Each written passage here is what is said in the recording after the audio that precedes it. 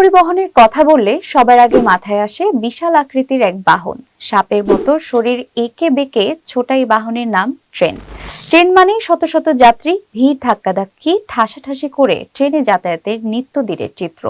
মাঝে মাঝে এমনও ভিড় থাকে যে ট্রেনে ওঠাই অসম্ভব হয়ে যায়। কিন্তু পৃথিবীর বুকে এমন একটি ট্রেন ছিল যা চালানো হতো কেবল একটি মেয়ের জন্য না, কোনো সম্ভ্রান্ত পরিবারের আদরে কারো ঘরের মেয়ে নয়। মেয়েটি ছিল খুবই সাধারণ পরিবারের, অথচ তার জন্যই কিনা চালানো হতো একটি ট্রেন।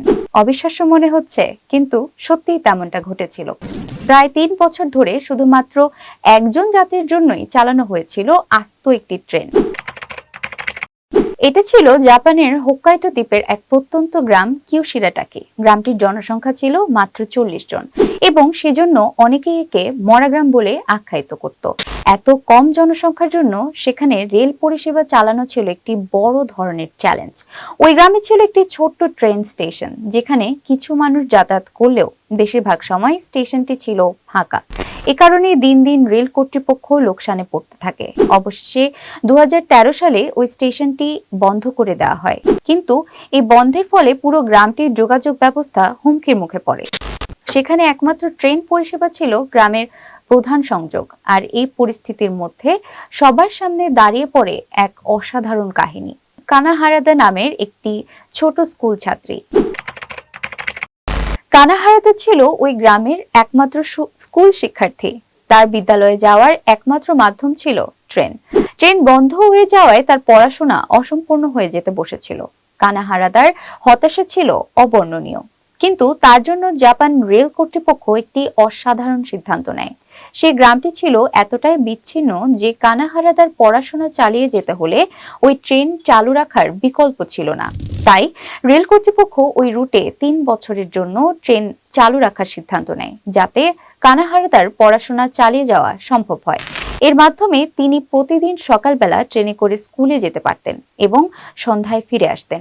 তবে শুধু কানা হারাদা একা নয়, ওই ট্রেনটি মাঝে মাঝে আরো কিছু যাত্রী নিয়ে আসতো, তবে বেশিরভাগ দিনেই তিনি ছিলেন একমাত্র যাত্রী। সুতরাং রেল কর্তৃপক্ষ যাকে একজন যাত্রীর জন্য চালানো ট্রেন হিসেবে পরিচিত করেছিল, আসলে ওই ট্রেনটি ছিল কানা হারাদার শিক্ষা জীবনের এক অবিচ্ছেদ্য অংশ।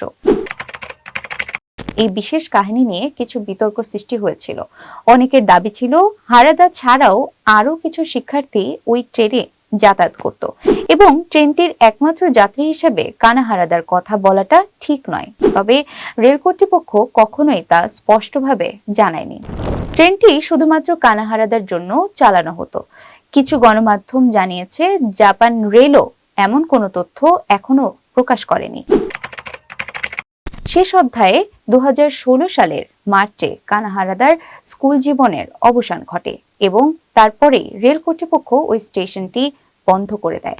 তার পড়াশোনা শেষ হওয়ার পরও গ্রামটির বাসিন্দারা এবং ট্রেনের অন্যান্য যাত্রীরা আর ট্রেনটির সুবিধা নিতে পারেনি। তবুও ওই বিশেষ ট্রেনটি আজও জাপানের ট্রান্সপোর্ট ইতিহাসে এক অবিস্মরণীয় অধ্যায় হিসেবে স্থান পেয়েছে।